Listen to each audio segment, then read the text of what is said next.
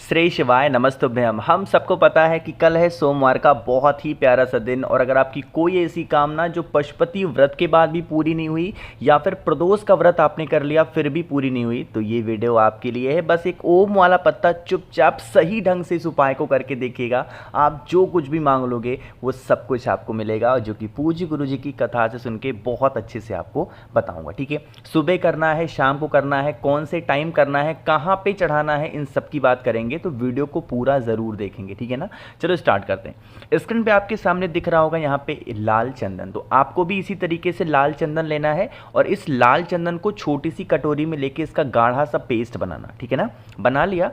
बनाने के बाद में आपको लेना होगा शहद। हम सबको पता है कि शहद सभी लोग के घर में होगा थोड़ा बहुत, 1 चम्मच शहद लेना, बहुत ज़्यादा नहीं लेना।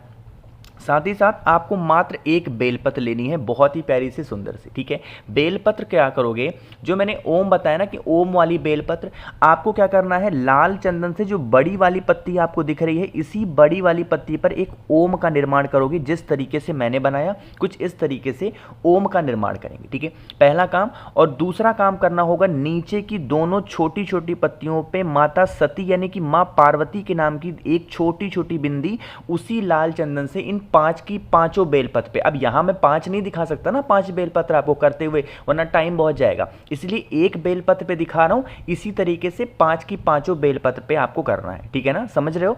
चलो आगे बढ़ें। फिर आपको एक तांबे का लोटा लेना है जिसमें जल भरोगे अपने घर से और पहुंच जाना महादेव के शिवलिंग के पास में। इस उपाय को किसी भी दिन, किसी भी वक्त, सुबह, दोपहर, शाम, कभी भी कर सकते। ठीक है, फेस रखना उत्तर दिशा, नॉर्थ डायरेक्शन। तरीका समझिएगा, जो चीज मैं बताने जा रहा हूं। आपको क्या करना है, आपके पास में शहद है, अरे है कि नहीं है, शहद को 5 जगहों पे 5 बिंदी लगानी है। कहां कहां पे, सबसे पहले भगवान गणेश के स्थान पे शहद की 1 बूंद लगाना। ठीक है, दूसरा स्थान होगा भगवान कार्तिकेय का, तीसरा स्थान होगा माता का हस्तकमल जिसे हम लोग कटी भाग बोलते हैं, वहां पे। चौथा स्थान होगा आपका माता अशोक सुंदरी की जगह पे, जो भोले शंकर की सबसे प्रिय पुत्री हैं, वहां पे। और लास्ट में महादेव के शिवलिंग के ऊपर आपको एक एक बूंद आपको शहद को यहां पे गिराना। ठीक है, अब तरीका समझेंगे। आपके पास में जो एक बेलपत्र है ना, उस एक ही बेलपत्र को आपको 5 जगहों पे स्पर्श कराना। जहां जहां पर आपने शहद की एक एक बूंद गिराई है ना, सबसे पहले उस एक बेलपत्र को इस भगवान गणेश के स्थान पे आप हल्का सा रखोगे, फिर उस बेलपत्र को उठाओगे, फिर आपको भगवान कार्तिक के स्थान पे रखना होगा, फिर उस बेलपत्र को उठाओगे, माता के हस्तकमल पर कटी भाग पे आपको रखना होगा, और चौथा आपको यहाँ पे माता का ये जो माता अशोक सुंदरी का स्थान होता है, चौथा यहाँ पे, और फिर लास्ट में महादेव के शिवलिंग के ऊपर उस ओम बने हुए बेलपत्र को समर्पित कर देना। और आप अपनी कामना, अपने विशेष जो भी होंगी, जो भी प्रॉब्लम आपके घर में चल रही, किसी भी चीज को लेके, वो कह देना। ठीक है, कहने के बाद में एक तांबे के लोटे में जो मैंने आपको जल दिखाया, यहीं पे महादेव के शिवलिंग के ठीक ऊपर समर्पित करेंगे।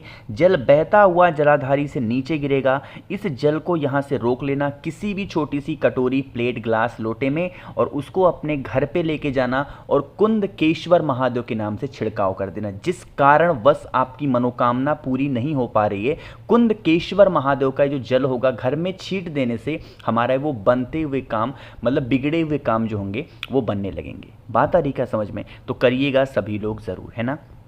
पहले उपाय की हमने बात की है, आगे बढ़ते हैं अब इस वीडियो के हम लोग अपने दूसरे उपाय की तरफ, और यह दूसरा उपाय भी आपको लाल चंदन से ही करना। ठीक है, समझेंगे तरीका, लेकिन उससे पहले बता दूं, इस उपाय को आप करोगे तो आपके फायदे क्या होंगे। जैसे पहला उपाय था तो मनोकामना पूरी के लिए, दूसरा उपाय है आपके जीवन के कष्टों को खत्म करने के लिए। बहुत परेशान हो गए हो, आपके जीवन के कष्ट खत्म ही नहीं हो रहे, खत्म होने का नाम ही नहीं ले रहे हैं, तो आप इस उपाय को करेंगे। ठीक है, क्या करना है, लाल चंदन लेना, गाढ़ा सा फिर से पेस्ट बनाओगे। ठीक है, पेस्ट बनाने के बाद में फिर आपको एक बहुत ही प्यारी सी सुंदर सी बेलपत्र लेनी है। अब फिर से आपको इस बेलपत्र पर ओम का निर्माण करना। देखो तरीका हर उपाय का चेंज होता है, भले ही इसमें भी आपको ओम बनाना है, लेकिन तरीका चेंज है। इस उपाय में सिर्फ एक ही बेलपत्र लेनी है और उस एक ही बेलपत्र आप में आपको लाल चंदन से ओम बनाना। ठीक है, बना दिया।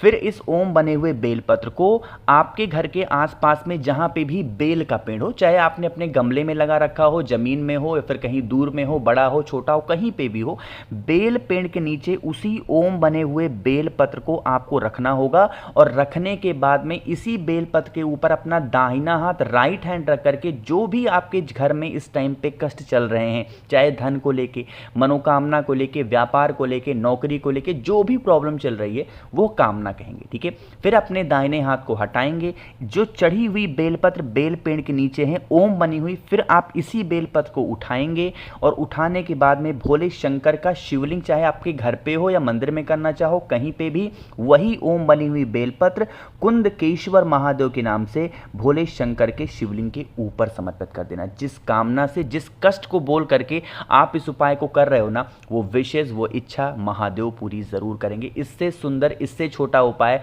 आपके जीवन के कष्टों को खत्म करने का नहीं हो सकता। ठीक है, तो करिएगा जरूर।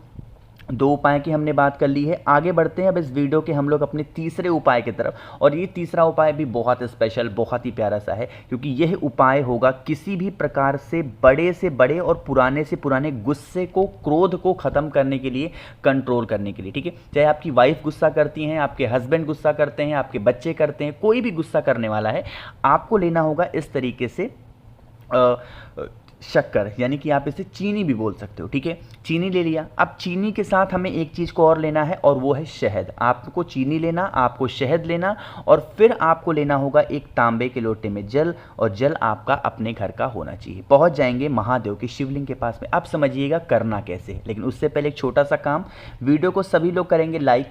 जितने भाई बहन मेरी आवाज़ पहली बार सुन रहे हैं, अचानक से चैनल पर आ गए हैं, तो चैनल को ज़रूर सब्सक्राइब करिएगा। ठीक है, देखो समझेंगे।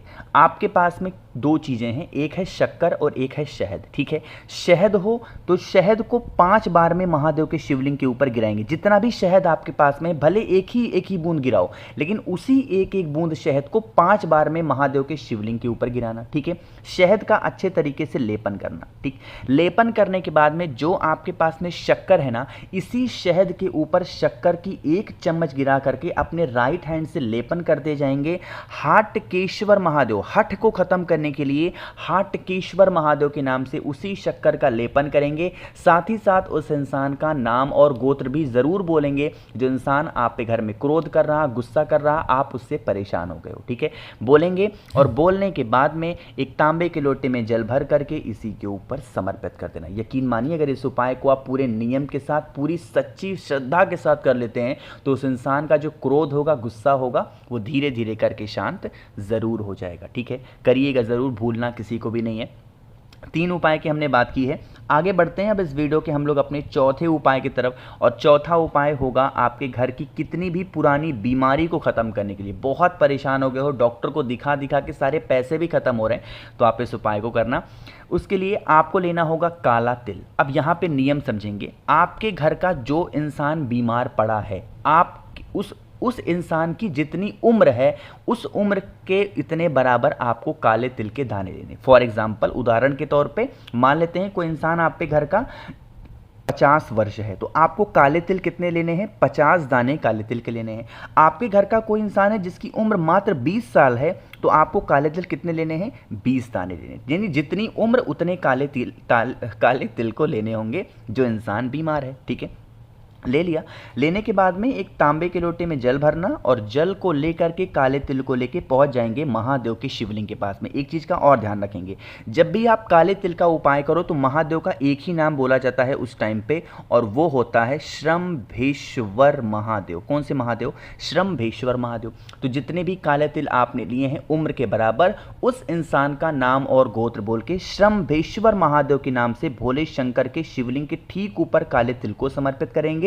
और इसी काले तिल के ऊपर जो आपके पास में तांबे के लोटे में जल है, वो श्री शिवाय नमस्तुभ्यम बोल करके समर्पित कर देना। यकीन मानिए, इस उपाय को अगर आपने पूरे नियम के साथ कर लिया, तो जो भी इंसान आपके घर में बहुत दिनों से बीमार पड़ा है, उसकी बीमारी ठीक नहीं हो पा रही है, उसकी बीमारी भी ठीक जरूर होगी। ठीक है, तो अगर आप लोगों में से किसी को भी मुझसे फोन पे बातें करनी है, मैसेज बातें करनी है, तो आप हमें इंस्टाग्राम या फेसबुक पे फॉलो कर सकते हैं, जिसके लिए आपको सर्च करना होगा द नेचुरल प्लैनेट 108। वहां पे हम लोग बहुत सारी बातें करेंगे। करेंगे। बाकी जितने भाई बहन मेरी आवाज़ पहली बार सुन रहे हैं, चैनल को ज़रूर सब्सक्राइब करिएगा, वीडियो को लाइक सभी को करना है, जिससे आप हमसे बहुत सारी बातें कर सकते हैं। और हाँ, आप चाहें तो नीचे कमेंट सेक्शन में कुछ भी पूछ सकते हैं। श्री शिवाय, नमस्तुभ्यम।